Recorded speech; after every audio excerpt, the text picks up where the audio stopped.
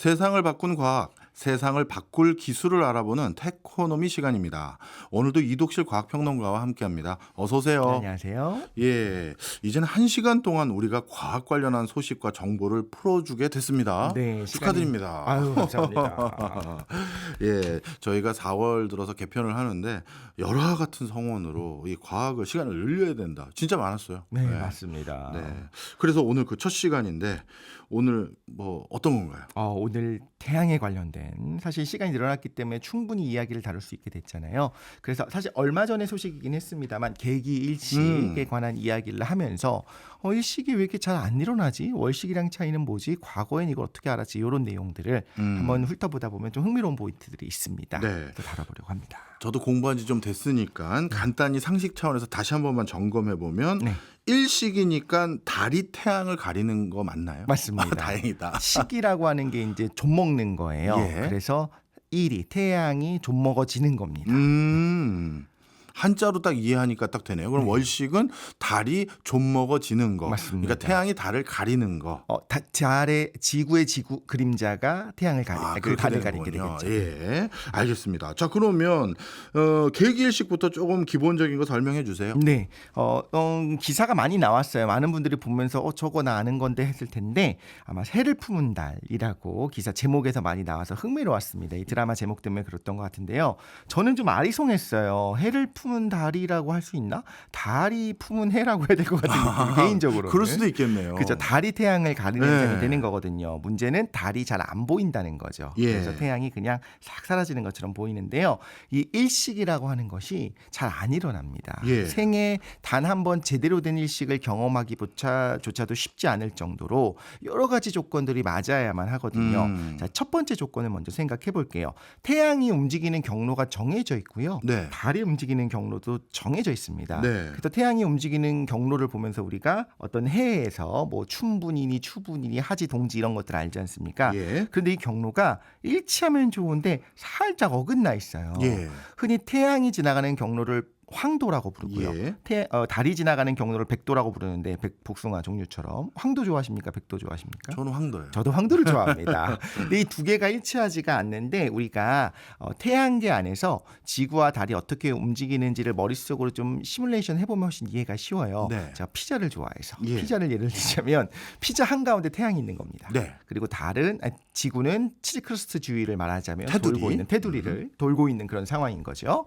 그리고 그 지구 바깥쪽으로 지구를 중심으로 해서 조그만 원을 그리면서 달이 돌고 있는데 네. 일직선으로 정말 한 평평한 네. 피자 위에 있다고 한다면 달이 그 피자의 중심을 지날 때마다 지구 입장에서는 그림자가 생겨야 되잖아요. 그렇죠. 한 바퀴 돌 때마다 생겨야 돼요. 매번 생겨야죠. 예. 그런데 실제로 좀 기울어져 있어요. 어. 그래서 비껴가는 경우들이 많이 있습니다. 그것만 해도 실제로 일식이 발생하기 쉽지는 않다라는 걸 얘기를 하는 거고요. 예. 얼마나 비껴가 있어요? 5도 정도. 5도 정도. 5도니까 사실 굉장히 적은 예. 값이긴 합니다. 그 정도 벗어나 있고 그리고 또한 두 번째 조건 중에 하나가 네. 실제로 그 경로는 경로인데 네. 딱 경로가 만날 때 실제로 달이 거기 있는 거랑은 다른 거잖아요. 그렇죠. 우리가 움직이는 경로가 있고 뭐 다른 누군가가 내가 인연으로 삼고 싶은 대상이 움직이는 출근길이 있습니다. 예. 그 경로는 같더라도 항상 난 8시에 가는데 그분이 7시에 움직여 라고 한다면 만날 수가 없잖아요. 그렇죠. 그러니까 딱 같은 시간에 지나가야 된다는 하나의 조건이 또 있는 겁니다.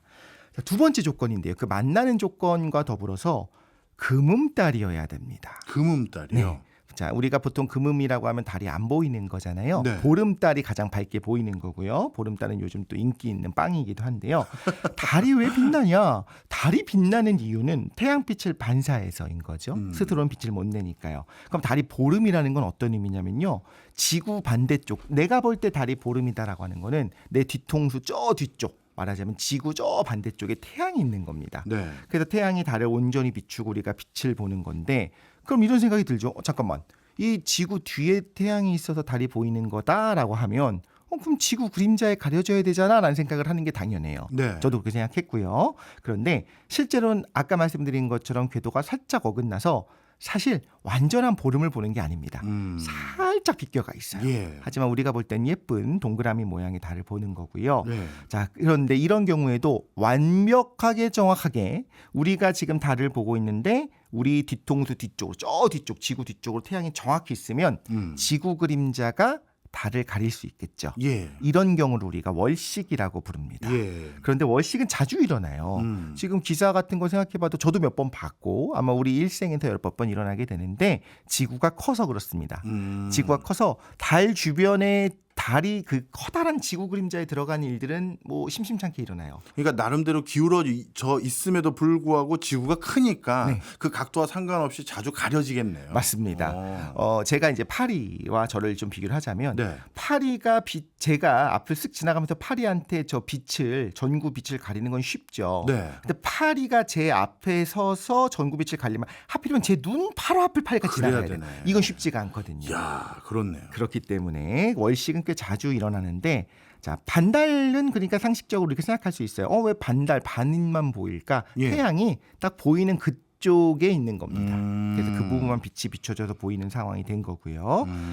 다르게 말하자면 금음의 경우에만 일어난다고 했던 이유는 뭐냐면 태양 앞을 달이 가려야 되잖아요. 네. 그러니까 달이 거의 보이지 않는 상황인 거예요. 예. 그래서 금음달은 실제로 태양이랑 같이 뜨고 집니다. 아. 왜 금음달은 못 보느냐? 예. 태양 앞에 있어요. 태양 근처에 어슬렁거리고 있는 겁니다. 그래서 안 보이는 거군요. 그렇죠. 그래서 대낮에 어딘가 분명히 달은 있는 건데 바로 앞에요. 태양 근처에 태양빛이 강해서 우리가 어딘지 못 보는 거다라는 걸 의미하는 거고요. 그래서 일식이 일어날 조건으로 지금 굉장히 까다로운 두 개가 다 있었던 거예요. 일단 금음이라는 것 자체도 보름 아니죠. 30일에 한 번씩 한 달에 한 번씩밖에 안 일어나죠. 네. 거기다가 하필이면 기울어져 있는 5도 기울어져 있는 궤도가 만나야 되기 때문에 쉽지 않은 일입니다. 네. 그럼 지금까지 배운 걸 한번 정리해 보면 일식을 보려면 달이 금음이어야 하고 태양과 달의 움직이는 경로가 기울어져 있기 때문에 이게 아주 공교롭게 일치하는 그런 상황에만 유발되는 현상이기 때문에 매우 드물다. 맞습니다. 네. 근데 그럼에도 불구하고 드문데도 더 드물게 만든 요인들이 많이 있어요. 네. 일단 일식이 일어나더라도 우리가 보는 건 별개예요. 네. 지구 어디선가는 볼 수 있겠지만 우리가 여기서 볼 수 있는 건 좀 다릅니다. 개기일식은 거의 뭐 평생 한 번 볼까 말까한 기회인 것 같아요. 그래서 개기일식을 보고 싶다. 여기서 개기일식은 뭐냐면 태양을 완전히 가리는 겁니다. 네. 그냥 달이 살짝 반 정도만 가리고 지나갈 수 있어요. 이건 거의 눈으로 보면 티가 안 나요. 그런데 완전히 가리는 그런 개기일식 얼마 전에 개기일식을 미국 쪽에서 볼 수 있었기 때문에 예. 굉장히 많은 기사가 나온 겁니다. 자, 그럼 개기일식을 보려면 두 가지 조건이 추가가 되는데 첫 네. 번째 달이 태양을 가릴 정도로 커야 돼요. 이게 잘 이해가 안 가요. 그렇죠. 갑자기 달이 커지는 것 같이 느껴지거든요. 네, 네. 그게 이상한데 네. 사실 우리가 보면 네. 태양을 눈으로 보면 물론 눈에 안 좋기 때문에 보지 않는 게 좋겠습니다만 슥 지나가면서 보면요 그냥 적당히 뭐 손톱만하게 보이잖아요. 예. 밤에 달을 봐도 손톱만하게 보여요. 네. 이거는 우연입니다. 하필이면 시직경이라고 하는데 그 크게 비슷하게 우리 눈에 보이는데 태양이 달보다 400배나 커요. 그런데 하필이면 네. 달이 태양보다 400배 가까워요. 아. 그래서 우연의 일치로 예. 딱 크기가 비슷하게 돼 있습니다. 예. 근데 문제는 달이 지구 주변을 돌 때 예쁘게 원을 그리는 게 아니에요. 달도 사실 타원이에요? 타원이에요. 오. 대부분의 전체가 원이 정확하게 되려고 하면 우리가 생각해봐도 뭔가 조금의 교란도 없어야지 원인 거잖아요. 예. 약간이라도 교란이 있으면 타원이 될 수 있거든요. 네. 달은 타원 궤도입니다. 다르게 말하자면 지구랑 달 사이가 살짝 가까워졌다가 멀어졌다 하는데 어느 정도냐면 10% 정도예요. 네. 그럼 10% 우리가 보면서 평소보다 달이 큰데? 평소보다 달이 작은데라고 느끼신다면 그건 착각일 수가 있습니다. 예. 우리 눈으로는 이해하기는 힘들고요. 그런데 달이 만약에 지구로부터 멀어서 살짝 작아 있는 상황인데 하필이면 그때 일식이 일어난다라고 하면요. 태양을 다 못 가려요. 네. 그래서 어떻게 보이냐면 예뻐요. 굉장히. 태양의 바깥쪽이 금반지처럼 고리처럼 나타납니다. 예. 그래서 이걸 금환일식이라고 부르는 상황이 나타나는데 네. 굉장히 예쁜 모습이 네. 나타날 수가 있는 겁니다.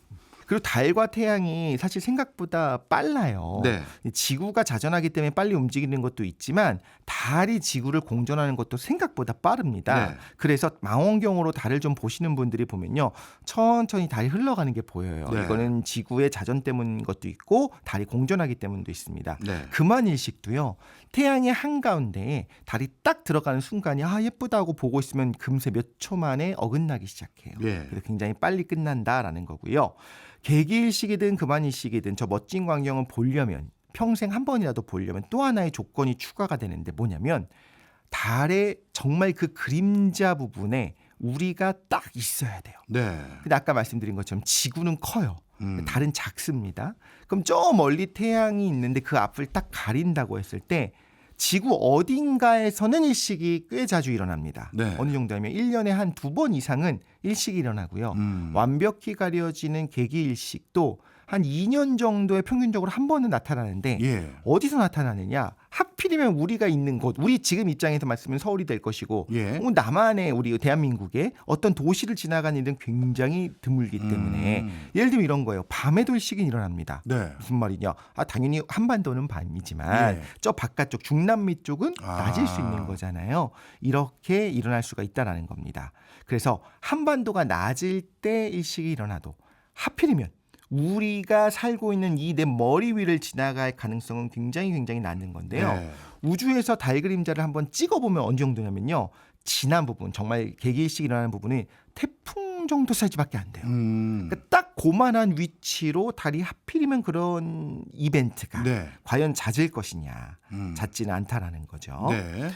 그럼 부분일식은 자주 일어날까? 네, 꽤 자주 일어납니다. 네. 이 하필이면 그 태풍 정도 사이즈 안에 하필이면 우리가 살고 있을 가능성이 높지 않은데 예. 그 바깥쪽에는 살고 있을 수가 있어요. 근데 문제는 감지를 못합니다. 달이 태양이 달의 한 90% 정도를 가렸습니다. 그럼 꽤 예. 많이 가려졌죠. 예. 근데 살짝 어두워지는 게 다예요. 특수 유리로 태양을 안 보면요, 우리가 미리 알고 있지 않으면 태양이 가려진 것 자체를 못 느낄 수도 있어요. 그래서 부분일식 뭐 육안으로 관찰하려면 그냥 눈으로 안 되고 뭐가 있어야 되더라고요. 큰일 납니다. 맞습니다. 그래서 태양을 관찰할 수 있는 특수한 유리들이 있고요. 예. 그냥 선글라스로도 위험합니다. 예. 이렇게 하면 안 되는 겁니다. 방송 예보를 통해서 부분일식이 일어난다고 하더라, 몇 시, 몇 분, 몇 초부터 일어나더라라고 하는 걸 보면 미리 준비해서 봐야 되는 거고, 그게 아니면 우리가 한낮에 구름이 잠깐 지나갈 때요. 네. 거의 먹구름 수준이 지나갈 때만 잠깐 어두워지지 보통 잘 못 느끼잖아요. 그렇죠. 맞습니다. 그런 것처럼 달이 지나가도 잘 못 느낀다는 건데, 일식이라고 하는 거는 굉장히 중요한 이벤트예요. 과거부터 지금까지 항상. 네. 이번에도 기사에 이렇게 쏟아져 나오고 사람들이 일식을 따라 움직이려고 미국 같은 경우에 꽤 먼 지방에서 일식을 볼 수 있는 곳으로 왔다고 해요. 예, 맞아요. 몇백만 명이 왔다고 하는 예. 걸 보면 굉장히 중요한 이벤트이기 때문에 계산을 미리 다 해놨습니다. 예. 그래서 우리도 한국천문연구원의 천문우주지식정보 누리집에 들어가면 예. 일식과 월식이 언제 일어나는지 다 계산이 되어 있으니까 네. 한번 확인해 보셔도 흥미로울 것 같습니다. 이게 참 특이하더라고요. 미국의 워싱턴 DC에 가보면 스미스소니언 박물관이라는 게 뭐 자연사 박물관도 있고 근현대사 박물관도 있고 역사 박물관도 있고 다 있는데 우주항공 박물관만 꼭 사전 예약을 해야 돼요. 그 이유를 물어봤죠. 처음에 갔을 때는 그걸 이유를 몰라가지고, 아니 나 지금 줄을 빼곡히 내가 1시간 가까이 섰는데 딱 입구쯤 왔더니 예약 안 하셨어요? 그럼 못 들어가야 하는 거예요. 1시간이나 섰는데. 미리 알려줘야지. 네, 왜냐하면 다른 스미스소니언 박물관은 그냥 들어갈 수 있었거든요. 왜 여기만 예약을 하는 거냐 했더니 너무 많은 사람들이 와서 예약제로 운영을 하지 않으면 도저히 다 수용이 안 돼서 그렇다는 거예요.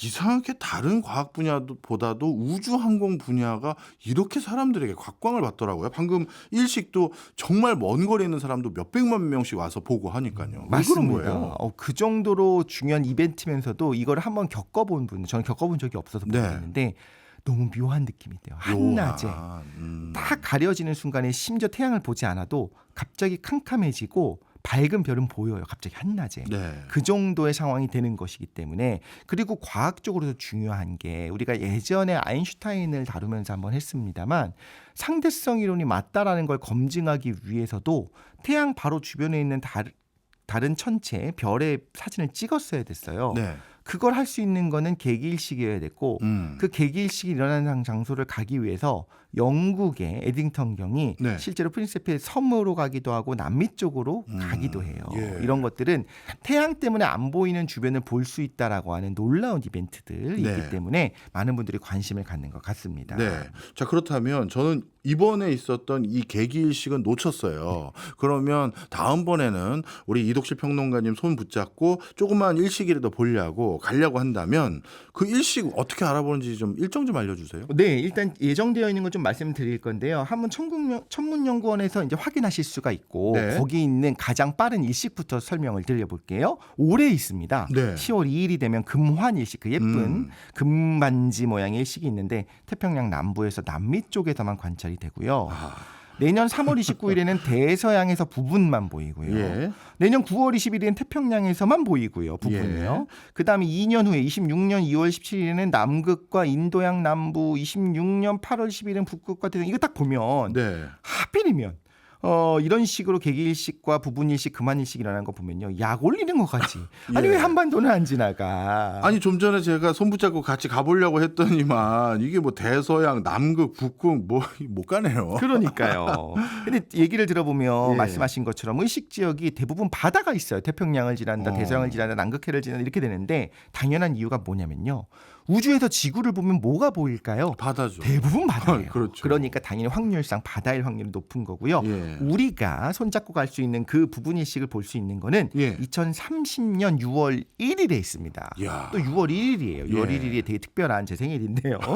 근데 부분일식입니다. 부분일식은 예. 잘 안 보여요. 알겠습니다. 미리 알고 봐야 되고 네. 32년에 11월 3일에 부분일식이고 이제 중요한 건 네. 11년이 지난 다음입니다. 35년 9월 2일에 계기일식이 한반도의 일부를 지나는데 그때 기사가 쏟아져 나올 거예요. 예. 그때 우리 청취자 여러분들 보시면서 송경제 플러스에서 이날을 예언했었지라고 기억해 주시면 얼마나 좋을까 싶기도 한데요. 이야. 물론 그때 계기일식이었또 평양을 지나가요. 또 평양 주민들은 아마 보실 수 있을 거예요. 예. 근데 우리나라는 대한민국에서 볼 수 있는 곳은요. 강원도 고성같이 딱 북쪽 최북단 있죠. 제일 올라가야 되네요. 거기서만 볼 수가 있어서 아마 안전히 그날은 고성에 많은 분들이 가지 않을까. 아니면 그쯤 되면 또 우리가 북한도 좀 자유롭게 다닐 수 있는 상황이 되지 않을까 좀 기대도 해볼 수 있을 것 같긴 합니다. 네. 그럼 우리 둘이 보러 가려면 2035년 9월 2일 날 강원도 고성을 가야 되나요? 아닙니다. 올해 10월 2일에 그 보트 타고 태평양 남부로 우리가 알겠습니다. 가는 것도 가능합니다. 예. 자, 그런데 이 일식을 뭔가 요즘에 과학기술이 발달해서 요즘만 잘 예측하는 게 아니라 우리 가끔 영화에서 보면 뭐 마야 문명이니 이런 데서도 다 뭐 어마어마하게 천문을 정확히 예측했다는 얘기가 있어요. 네. 그만큼 이 천문 관측을 잘했다는 건 이게 뭔가 중요했기 때문인 것 같아요. 맞습니다. 과거부터 지금까지 오히려 지금은 좀 그런 능력이 좀 필요하지 않을 수 있는데 과거에 가장 중요한 건 예. 지도자는 예. 하늘이 내려주잖아요. 예. 그럼 하늘의 이벤트를 모른다는 건 말이 안 되는 거예요. 이런 중차대한 이런 예. 이벤트 무조건 알아야 되는 건데 우리나라도 마찬가지입니다. 세계에서 가장 오래된 천문대라고 하는 첨성대가 우리나라에 있지 않습니까? 경주에 네. 있습니다. 이거는 당연하게도 천문 관측이 굉장히 직권층이 관심을 갖고 오랫동안 해왔다라는 거고 네. 그냥 눈으로 보는 게 아닙니다. 굉장히 정밀한 관측을 해왔다는 거예요. 예. 그래서 이 천문 관측 중에 가장 중요한 것 중에 하나가 무엇이냐? 일식과 월식을 예측하는 겁니다. 예. 그리고 신라 시대부터 천문 관측을 해온 또 다른 가장 중요한 이유는 사실 뭐냐면 예. 태양과 별을 왜 관측하느냐 일식 월식 때문만은 아니고 날짜를 계산해서 1년이 얼마인지 확인하고 예. 이것을 일반 사람들이 어린 백성들이 이해할 수 있도록 알려주는 달력을 제작하는 거예요. 예. 이유는 뻔하죠. 농사에 농사. 있어서는 굉장히 이 달력이 중요하기 때문에 그렇습니다. 그렇겠네요. 얼른 보기에는 눈에 딱 보이는 달의 움직임을 기준으로 한 음력을 기준으로 농사 지으면 망치기 딱 좋죠. 그렇죠. 그죠. 농사를 좌우하는 건 태양이니까요. 맞습니다. 모내기부터 시작해서 농사 짓는 그 시기들 굉장히 중요한데 네. 정말 하루 이틀 안에 결단이 나는 경우들이 있잖아요. 예. 그래서 이걸 확실하게 알기 위해서 차이를 줄이는 태양력을 계속적으로 우리가 해왔다라는 거죠. 네. 근데 문제는 달력을 함부로 못 만듭니다. 예. 왜요? 이유는 정치적인 문제예요. 하늘을 관측하고 태양과 달의 움직임을 계산해서 1년 기준의 날짜를 지정한다. 이건 누가 하는 거냐? 황제. 천자. 그렇죠. 황제. 천자가 해야 되는 거기 때문에 우리나라는 중국에서 달력을 책력을 받아왔습니다. 황제로부터. 그리고 왕은 새해가 되면 신하들에게 책력을 하사하고 신하들은 그 책력을 지인들에게 나누는 거죠. 네. 그래서 백성들은 그 책력을 기준으로 농사를 짓고 제삿날을 정하는 거죠. 황제가 왕에게, 왕이 왕에게, 신하에게, 그리고 백성에게 말하자면 우리의 시간이 이렇게 흐른다라고 배포하는 시스템이었던 겁니다. 어찌 보면 예전에 천문을 관측한다는 건 시간을 관측하는 거고 그것은 오늘날로 따지면 마치 스마트폰을 백성들에게 나눠주는 것과 똑같은 거예요. 정확합니다. 자, 그렇다면 한 가지 궁금한 게요. 원래 우리나라도 자체적으로 달력을 정확하게 만들 수 있는 능력이 있었는데 눈치가 보여서 못한 건지 아니면 실질적으로 능력도 좀 없었던 건지 그것도 궁금합니다. 이 굉장히 중요한 포인트인데요. 하려면 할 수 있는데 네. 이건 지금 우리의 기술이랑도 연결되는 게 많이 있습니다. 예. 그걸 시도하는 것 자체도 눈치가 보이는 건 있어요. 예를 들면 우리의 어떤 군사과학 기술이라든가 우주 로켓 네. 기술이라든가 뭐 핵 기술 같은 것들은 기술이 없는데 능력이 없는 거냐면 그건 아니거든요. 예. 이걸 하려는 것 자체가 눈치가 보여서 못했던 것도 분명히 있어서 네. 하지만 했었던 경우가 있기 때문에 세종 때 오. 그걸 제가 말씀을 드리려고 합니다. 네. 일단 쉽지 않은 건 사실이에요. 우리가 이렇게 듣자마자 이렇게 생각이 들어요. 아니 1년 365일이고 난 좀 더 잘 알아. 예. 360.251일이니까 그냥 이게 4년에 한 번씩 윤년이 될 때마다 2월 29일 두고 쓰면 되는 거 아닌가라고 생각하시겠지만 아닙니다. 예. 당시에 이런 책력을 계산하는 거는 당대의 천문학적 지식이 전부 다 집대성돼서 월식과 매칭을 시켜주는 거예요. 이날이 이렇게 된다라는 거고요. 예. 일식 월식을 예측도 해야 되고 그 월을 그 달을 기준으로 했었던 음력과도 이제 매칭을 시킨 태양태 음력, 네. 태양력이라고 하게 되거든요. 이걸 왜 중국에서 받아왔다라고 하냐면 초반에는 그걸 계산하지 못했던 겁니다. 그러니까 천문 현상은 주기적으로 나타나요. 그래서 네. 월식이 있었는데 뭐 또 일어나겠지 뭐 이렇게 대충은 생각을 당연히 할 수 있는데 네. 어떤 계산으로 이게 나타난다고 했지? 예를 들면 중국에서 발다운 달력을 보니까 4월 21일 날 뭐가 생긴대요. 왜 그렇죠? 어떤 결과로 이게 생긴다고 얘기했지? 이걸 알아내는 거 굉장히 어렵습니다. 예. 중국의 황제가 배포한다고는 하지만 사실 그 이면에는 중국의 천문학자들이 계산을 해서 다 만들어 놓은 거거든요. 예. 근데 그 계산은 뭘 기준으로 하느냐? 당연히 북경, 베이징을 기준으로 했겠죠. 네. 그러다 보니까 우리 한반도 상황이랑 다른 거고요. 실수도 있을 수가 있어요. 네. 하지만 어쨌든 이건 도량형의 통일 같은 거예요. 예. 당연히 백성들이 누구는 며칠인데 누구는 다른 날을 산다라고 하면 문제가 생기니까 그 책력을 그대로 따라야 되는 거죠. 당연히 한반도 실정에 맞춘 달력을 만들고 싶어 했을 거고 네. 우리 조선의 관측 기술, 계산 기술도 사실 뛰어났고요. 네. 눈치를 보다가 결국에 우리의 세종대왕 세종 26년에 우리나라 실정에 맞춘 칠정산을 만들게 됩니다. 이름이 이제 독특하죠. 칠정산. 예. 칠정이 뭐냐면 해, 달, 수성, 금성, 화성, 목성, 토성 이렇게 5개의 행성까지 7개가 다른 별들과 좀 다르게 움직여요. 이것만 네. 보여요, 눈에. 네. 그래서 이런 7 천체의 운행을 계산하는 방법에서 칠정산이라고 한 건데 이런 천문 현상들을 계산하는 방법을요. 정말 우리 스스로만 만들어내는 거는 아니에요. 왜냐하면 수학적 기술이 있어야 돼요. 네. 그래서 아라비아에서 들여온 기술을 이용해서 우리가 미리 중국보다도 먼저 적용해서 네. 만들어 놓게 됐었습니다. 그리고 이 칠정산 계산하는 방법을 나중에 일본에 가르쳐 주게 돼요. 예. 일본에서 배워갑니다. 그래서 일본에서도 최초의 역법 정량력을 만들 때 이런 칠정산의 계산 방법을 보고서 익혀가게 되는 건데 네. 나중엔 사용을 안 하게 됩니다. 왜요? 임진왜란을 계기로 우리가 예. 항상 한국사를 볼 때 임진왜란 굉장히 중요하지 않습니까? 예. 그때 명예도움을 받죠. 예. 그리고 눈치를 좀 명예도움을 받았기 때문에 눈치를 볼 수밖에 없는데 그렇기 때문에 칠정산 쓰는 거 걸리면 좀 그렇다라고 해서 선조가 예. 사용하지 않기 시작합니다. 예, 예. 그러면서 다시 명예 달력을 받아서 쓰는 거고 그 전까지는 일단 받긴 받잖아요. 네. 두 개를 같이 이제 대차대교해가면서 받았던 네. 거고 효종 때는요 청나라가 사용하던 시언력을 받아서 우리 실정에 맞게 살짝씩 수정하면서 쓰기 시작하는 건데 자, 시헌력이란 말이 나왔습니다. 네. 우리가 지금 하고 있는 우리가 계산하고 있는 음력 태음태양력이 사실 시언력이에요. 네. 근데 우리가 어떻게 생각하냐면 이건 우리 전통이다 혹은 동아시아 전통이다라고 생각을 하잖아요. 네. 근데 그것도 아닙니다.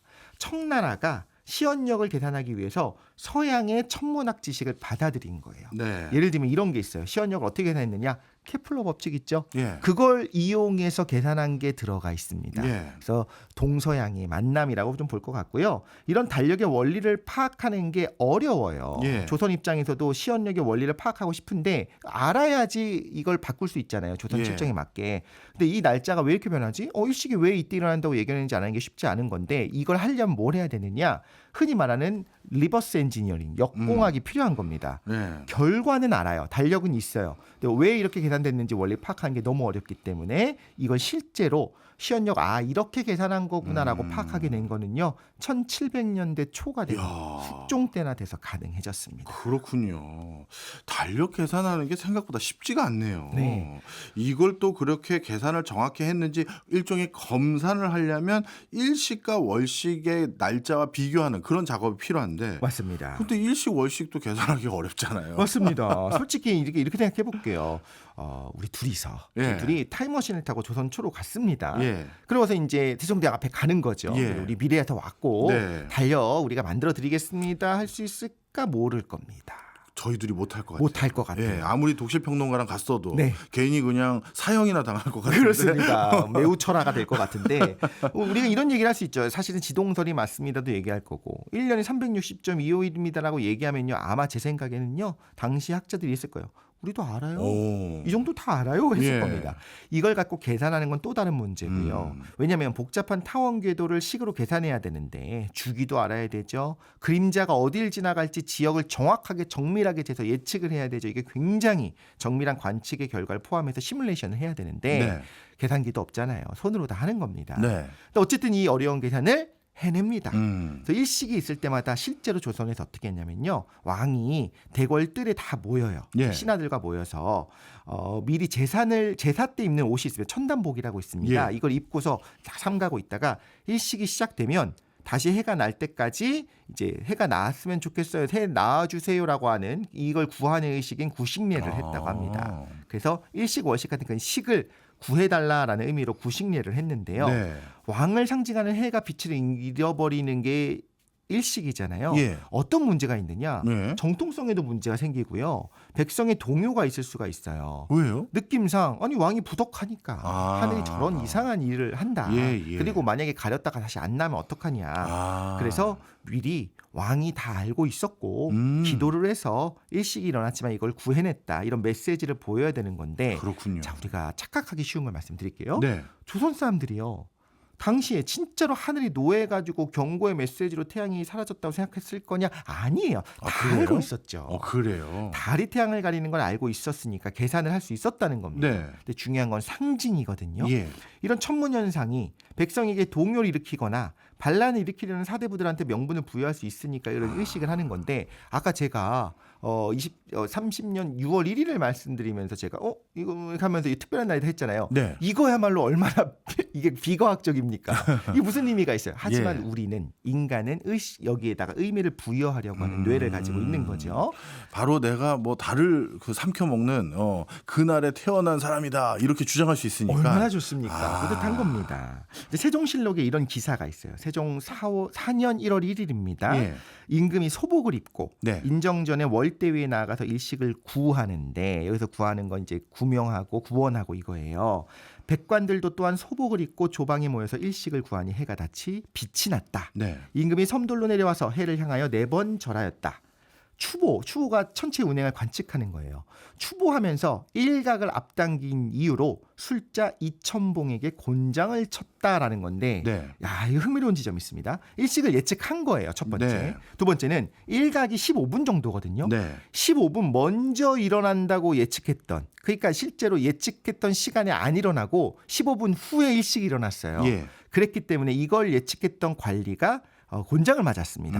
다르게 말하자면 정확하게 예측할 수 있었다라는 거예요. 어느 예. 정도 정확도가 있었다라는 거고 그럼 왜 예측이 틀렸느냐? 베이징 기준으로 했었기 때문인 거잖아요. 세종대왕, 세종으로 하여금 우리 실정에 맞춘 우리 관측 결과를 적용한 그런 게 필요하겠구나라고 생각하게 해서 칠정산을 편찬하는데 실제로 동기가 된 것 중에 하나가 이 이벤트였다고 보기도 합니다. 그렇군요. 하긴 우린 위치가 다르니까요. 자, 그렇다면 이 칠정산이 만들어지고 나서는 일식을 제대로 예측했습니까? 이게 좀 여러 가지 어려운 부분이 있습니다만 일단 정밀한 관측을 해야겠죠. 당연히 우리 네. 위도와 경도도 정확하게 측정을 다 해야 되는 거잖아요. 자, 칠정상 외편이 있습니다. 내편과 외편 두 개인데 예. 내편은 기본적으로는 이제 중국의 달력을 기준으로 만든 거고 외편은 아라비아에서 들여온 어떤 수학들을 다 집어넣은 거예요. 네. 근데 외편을 가지고 예측했던 일식이 일어나지 않은 적이 있어요. 네. 이걸 보정해서 다시 정확하게 측정해서 보정했더니 47년 음력 8월 1일 오후 4시 50분 27초까지 제가 얘기한다는 건 그렇게 정확하게 예측을 했다는 거죠. 와. 이때 일식이 있을 거라고 예측을 했고요. 예. 일식이 딱 시작하는 거, 태양이 가려지기 시작하는 것부터 끝나는 게 이제 복원되는 겁니다. 예. 여기까지를 1분 내외 오차로 정확하게 예측을 했고 예. 성공했습니다. 네. 그런데 시간이 지날수록 오차가 커질 수밖에 없어요. 왜 그러느냐?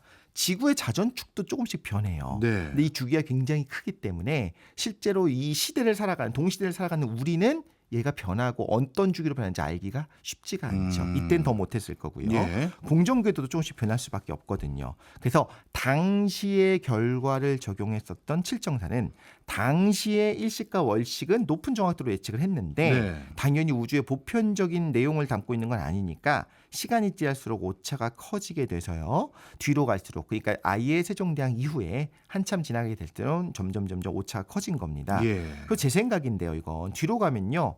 개기일식 여부는 정말로 예측이 어려워요. 계기일식이요. 처음에 말씀드린 것처럼 거의 태풍 정도 지나가는 수준으로 지나가거든요. 네. 그럼 그것이 딱 한양 도성 위를 지나갈지 어떻게 보면 저 그 한강 아래쪽으로 지나갈지 여기까지 정밀하게 아는 거는 너무너무 망원경도 없던 시절에 네. 쉽지 않은 일인 거고요. 그래서 조선왕조 실록을 쭉 살펴보면요. 일식을 예측은 했는데 일어나지 않았던 경우도 있고 아. 반대로 지금 보면 그때 일식이 분명히 있었을 거거든요. 네. 그런데 그 예측이 조선왕조 실록에 기록되지 않은 부분들도 좀 있었습니다. 그렇군요. 이렇게 일식 월식에서도 나름대로 사회적인 맥락이나 경제적인 맥락들이 다 담겨져 있는 걸 보면 참 놀라울 뿐입니다. 아마 그래서 그렇게 정교하게 계산해 보려고 노력을 했던 것 같은데 그런데 더 어떻게 보면 더 기초적인 건데 우리가 더 몰랐다는 사실 하나가 있던데 네. 과거에는 태양이 왜 이렇게 밝은지 몰랐다. 어찌 보면 당연히 몰랐을 것 같기도 한데 뭐 그걸 또 굳이 알아야 되나 이런 생각도 들고요. 맞습니다. 굳이 알아야 되나가 정확해요. 그래서 과거에 어떻게 생각했는가? 당연히 태양은 우리 지구에 있는 이런 사물들이랑 달라라고 생각을 했던 거죠. 전혀 네. 다른 세상이다라고 했던 건데 태양이 왜 뜨겁냐? 태양의 에너지원이 뭐냐라고 만약에 어린 자녀분이 물어본다고 하면 대답하기 쉽지 않아요. 네. 우리가 물론 메타포입니다만 어떻게 얘기하냐면 불타고 있다. 이글이글 장렬하는 태양 이렇게 얘기하지 않습니까? 네. 근데 사실 연소라고 하는 거는 산소가 있어야 되는 거잖아요. 예. 그거는 아, 산소가 다른 현상이네. 금방 끝나는 거거든요. 그렇네요. 그래서 과거에는 이 미스테리한 태양의 에너지가 뭔지 모르겠으니까 예. 달 위쪽, 달 윗세계와 달 밑쪽 지구세계, 지상세계 이렇게 구분을 해서 천상계와 지상계를 구분하기도 했어요. 아. 그래서 과학이 발달하면서 태양이 왜 빛나는가를 연구하기 시작하죠. 예. 그래서 연소 반응, 산소와 결합하는 거다라고 생각하기도 하는데 이런 계산을 해보면 몇만 년 안에 끝나야 돼요.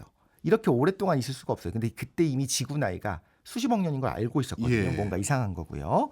태양이 형성될 때 가스구름이 모여서 예. 중력 때문에 수축하면서 줄어들면서 뜨거워집니다. 예. 이것 때문이라고 하기에도 지구에 있는 너무 무거운 너무 오래된 암석을 생각해 보면 이만큼 여전히 뜨거울 수가 없어요.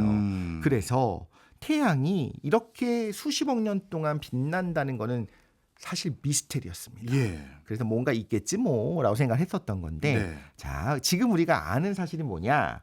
태양은 핵융합을 해서 내부의 수소 4개가 헬륨 1개로 변하면서 에너지가 나타난다. 뭐 핵융합 때문이다라고는 우리가 키워드로 알아요. 네. 이 핵융합이 엄청난 에너지를 뿜어내니까 이렇게 오랫동안 불타고 있었고 예. 앞으로도 이렇게 될 건데 자, 핵융합이라고 하는 키워드 말고요. 네. 정확히 그게 왜 돼?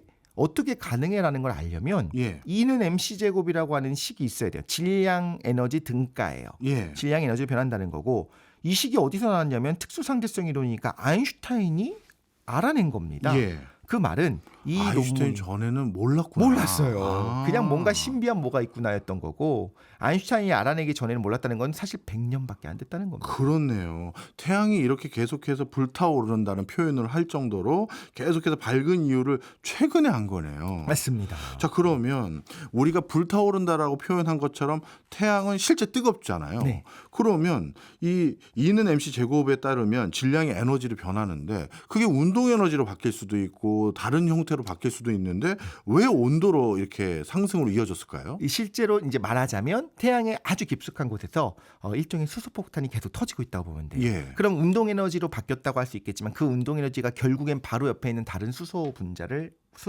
네. 입자를 흔들면서 아. 결국엔 뭐로 변하느냐? 복사 에너지로 바뀌게 됩니다.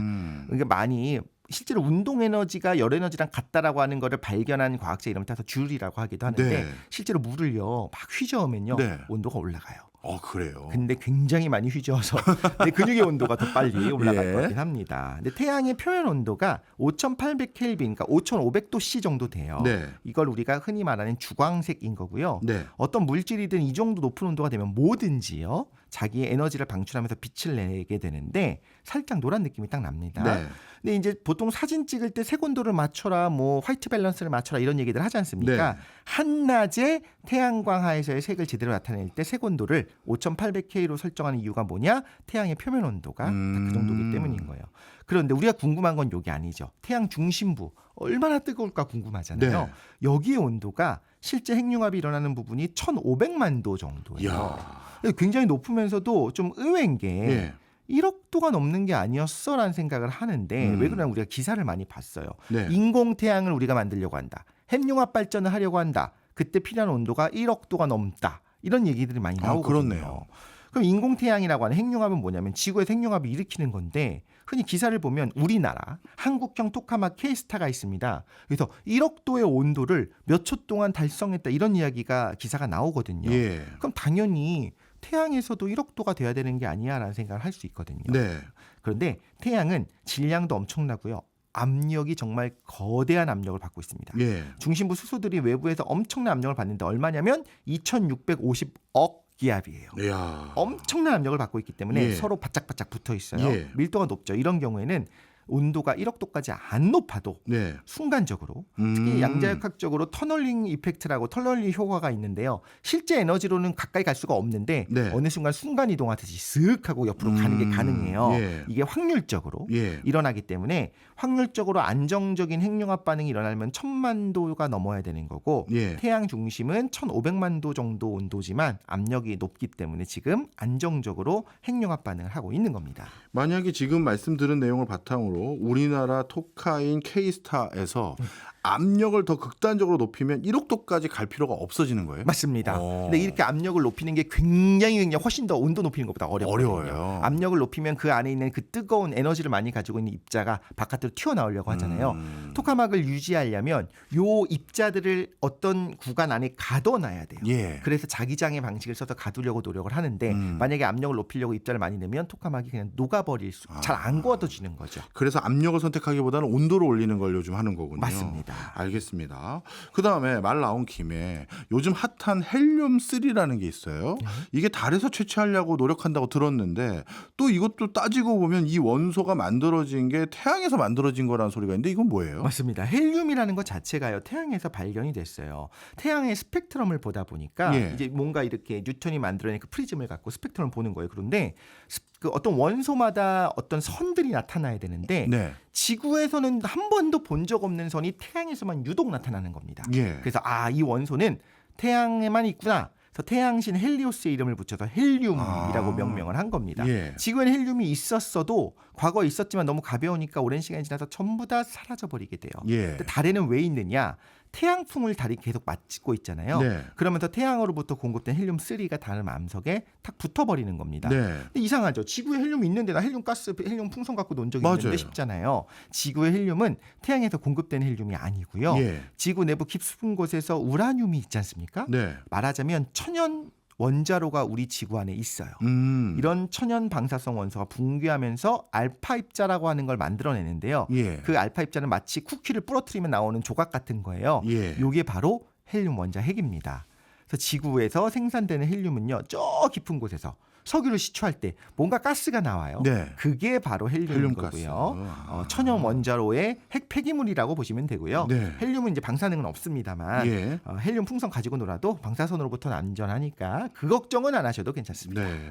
그래도 천연 원자로의 핵 폐기물인 셈은 맞는 거니까요. 맞습니다. 알겠습니다. 그럼 마지막으로 제가 궁금한 거예요. 태양은 언제까지 빛납니까? 태양이 지금 45억 살 정도 됐는데 네. 앞으로 80억 년 정도 핵융합을 유지할 거로 보여요. 예. 근데 그 전에 우리 지구가 태양이 더 뜨거워지는 시기가 옵니다. 음. 지금은 딱 어느 정도 구역에서만 핵융합이 일어나는데 네. 점점 핵융합의 결과물인 헬륨이 내부에 쌓여요. 네. 그러면 핵융합이 일어나는 부분이 바깥으로 점점 밀려나거든요. 예. 말하자면 사과 같은 걸 생각했을 때 처음에는 사과 씨 있는 가장 안쪽에서만 핵융합이 일어났다면 지금은 씨방 부분 좀 겉부분 있죠? 그 부분까지 점점 확대가 되고 있는 겁니다. 네. 그러다가 뜨거워지기 때문에 우리는 80억 년이 되기 전에 지구는 아마도 태양이 날려버릴 가능성이 제일 높습니다. 그렇군요. 알겠습니다. 어떻게 보면 참 우주가 오묘하네요. 이게 다 맞물려 가지고 같이 어우러졌기 때문에 우리 이독실 평론가와 제가 지금 이 자리에서 이렇게 라디오 방송도 하고 참 모든 것들이 신비롭다. 그게 그냥 딱 정확한 대답인 것 같습니다. 알겠습니다. 지금까지 이독실 과학평론가 덕분에 일식월식에도 이렇게 신기하고 오묘한 세상이 있는 거 제대로 배웠습니다. 고맙습니다. 감사합니다.